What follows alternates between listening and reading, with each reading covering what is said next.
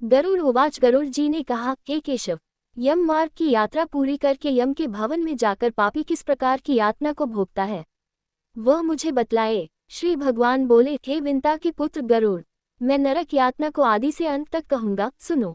मेरे द्वारा नरक का वर्णन किए जाने पर उसे सुनने मात्र से ही तुम कांप उठोगे। हे कश्यप नंदन, बहुभीतिपुर के आगे 44 योजन में फैला हुआ धर्मराज का विशाल पुर है। हाहाकार से परिपूर्ण उस पुर को देखकर पापी क्रंदन करने लगता है। उसके क्रंदन को सुनकर यमपुर में विचरण करने वाले यम के गण प्रतिहार द्वारपाल के पास जाकर उस पापी के विषय में बताते हैं। धर्मराज के द्वार पर सर्वदा धर्मध्वज नामक प्रतिहार द्वारपाल स्थित रहता है।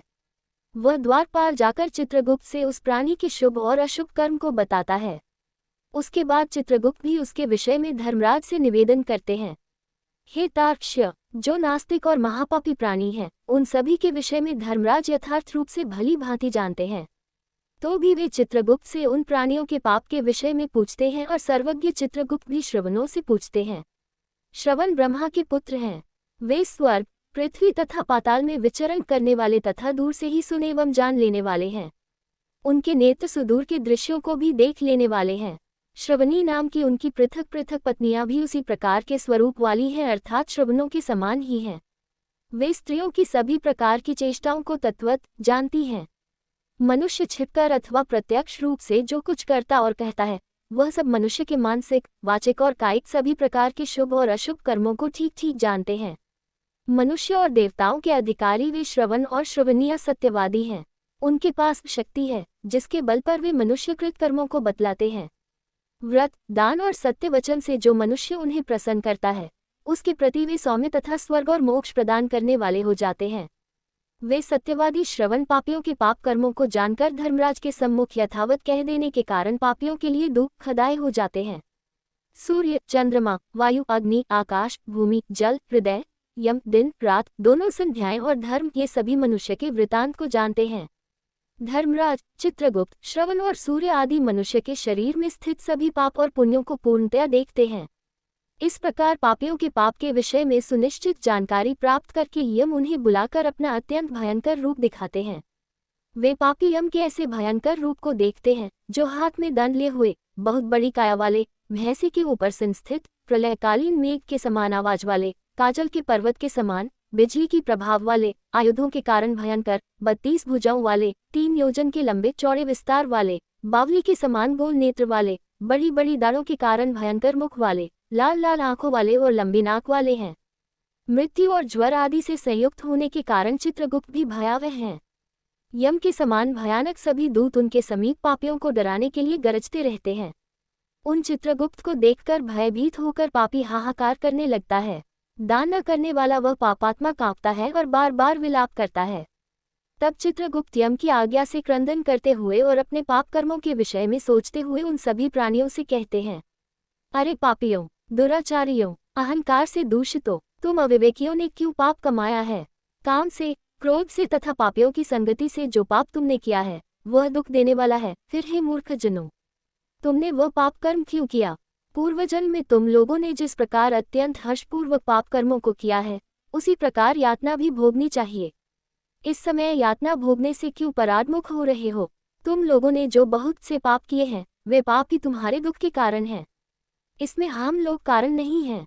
मूर्ख हो या पंडित, दरिद्र हो या धनवान और सबल हो या निर्बल, यमराज सभी से समान व्यवहार करने वाले कहे गए हैं। चित्रगुप्त के इस प्रकार के वचनों को सुनकर वे पापी अपने कर्मों के विषय में सोचते हुए निश्चेष्ट होकर चुपचाप बैठ जाते हैं। धर्मराज भी चोर की भांति निश्चल बैठे हुए उन पापियों को देखकर उनके पापों का मार्जन करने के लिए यथोचित दंड देने की आज्ञा करते हैं। इसके बाद वे निर्दयी दूत उन्हें पीटते हुए कहते हैं, हे पापी, महान घोर और अत्यंत भयानक नरकों में चलो। यम के आज्ञाकारी प्रचंड और चंडक आदि नाम वाले दूत एक पाश से उन्हें बांधकर नरक की ओर ले जाते हैं। वहां जलती हुई अग्नि के समान प्रभा वाला एक विशाल वृक्ष है, जो 5 योजन में फैला हुआ है तथा 1 योजन ऊंचा है। उस वृक्ष में नीचे मुख करके उसे सांकड़ों से बांधकर वे दूत पीटते हैं। वहां जलते हुए वे रोते हैं, पर वहां उनका कोई रक्षक नहीं होता। उसी शाल्मली वृक्ष में भूख और प्यास से पीड़ित तथा यमदूतों द्वारा पीटे जाते हुए अनेक पापी लटकते रहते हैं। वे आश्रय विहीन पापी अंजलि बांधकर, हे यमदूतों, मेरे अपराध को क्षमा कर दो, ऐसा उन दूतों से निवेदन करते हैं। बार बार लोहे की लाठियों, मुदगरों, भालों और बर्छियों, गदाओं और मूसलों से उन दूतों के द्वारा वे अत्यधिक मारे जाते हैं। मारने से जब वे चेष्टा रहित और मूर्छित हो जाते हैं, तब उन निश्चेष्ट पापियों को देखकर यम के दूत कहते हैं, अरे दुराचारियों, पापियों, तुम लोगों ने दुराचरण क्यों किया? सुलभ होने वाले भी जल और अन्न का दान कभी क्यों नहीं दिया? तुम लोगों ने आधा ग्रास भी कभी किसी को नहीं दिया और न ही कुत्ते तथा कौए के लिए बलि ही दी। अतिथि को नमस्कार नहीं किया और पितरों का तर्पण नहीं किया। यमराज तथा चित्रगुप्त का उत्तम ध्यान भी नहीं किया और उनके मंत्रों का जप नहीं किया, जिससे तुम्हें ये यातना नहीं होती। कभी कोई तीर्थ यात्रा नहीं की, देवताओं की पूजा भी नहीं की। गृहस्थाश्रम में रहते हुए भी तुमने हंतकार नहीं निकाला, संतों की सेवा की नहीं, इसलिए अब स्वयं किए गए पाप का फल भोगो। चूंकि तुम धर्महीन हो, इसलिए तुम्हें बहुत अधिक पीटा जा रहा है। भगवान हरि ही ईश्वर है, वे ही अपराधियों को क्षमा करने में समर्थ हैं, हम तो उन्हीं की आज्ञा से अपराधियों को दंड देने वाले हैं। ऐसा कहकर वे दूत निर्दयतापूर्वक उन्हें पीटते हैं और उनसे पीटे जाने के कारण वे जलते हुए अंगार के समान नीचे गिर जाते हैं। गिरने से उस शाल्मली वृक्ष के पत्तों से उनका शरीर कट जाता है।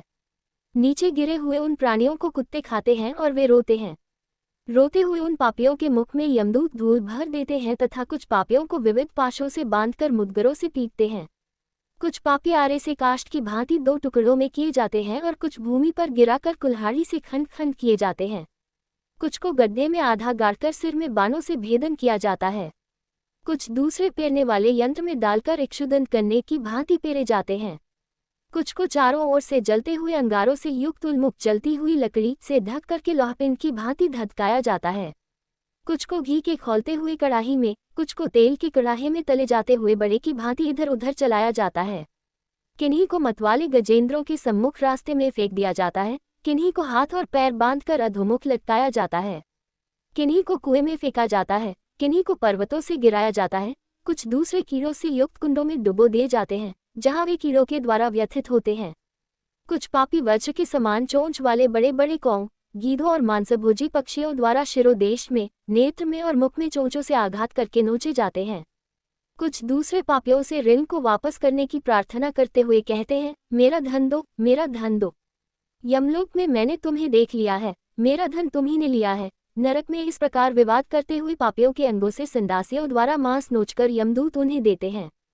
इस प्रकार उन पापियों को सम्यक प्रताड़ित करके यम की आज्ञा से यमदूत खींचकर तामिस्त्र आदि घोर नरकों में फेंक देते हैं। उस वृक्ष के समीप में ही बहुत दुखों से परिपूर्ण नरक है, जिनमें प्राप्त होने वाले महान दुखों का वर्णन वाणी से नहीं किया जा सकता। हे आकाशचारिण गरुड़, नरकों की संख्या 84 लाख है। उनमें से अत्यंत भयंकर और प्रमुख नरकों की संख्या 21 है।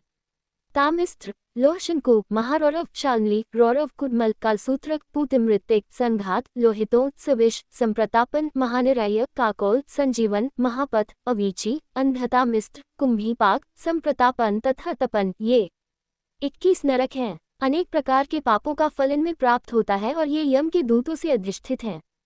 इन नरकों में गिरे हुए मूर्ख, पापी, अधर्मी जीव कल्पपर्यंत उन नरक यातनाओं को भोगते हैं।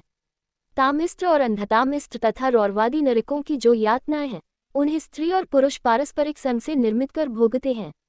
इस प्रकार कुटुंब का भरण पोषण करने वाला अथवा केवल अपना पेट भरने वाला भी यहाँ कुटुंब और शरीर दोनों को छोड़कर मृत्यु के अनंतर इस प्रकार का फल भोगता है। प्राणियों के साथ द्रोह करके भरण पोषण किए गए अपने स्थूल शरीर को यही छोड़कर पाप कर्म रूपी पाथेय के साथ पापी अकेला ही अंधकारपूर्ण नरक में जाता है। जिसका द्रव्य चोरी चला गया है, व्यक्ति की भांति पापी पुरुष दैव से प्राप्त अधर्मपूर्वक कुटुंब पोषण के फल को नरक में आतुर होकर भोगता है। केवल अधर्म से कुटुंब के भरण पोषण के लिए प्रयत्नशील व्यक्ति अंधकार की पराकाष्ठा अंधतामिस्त्र नामक नरक में जाता है। मनुष्यलोक के नीचे नरकों की जितनी यातनाएं हैं, क्रमशः उनका भोग भोगते हुए वह पापी शुद्ध होकर पुनः इस मर्त्यलोक में जन्म पाता है। इस प्रकार गरुड़ पुराण के अंतर्गत सारोद्धार में नरक प्रदान करने वाले पाप कर्म नामक तीसरा अध्याय पूर्ण हुआ।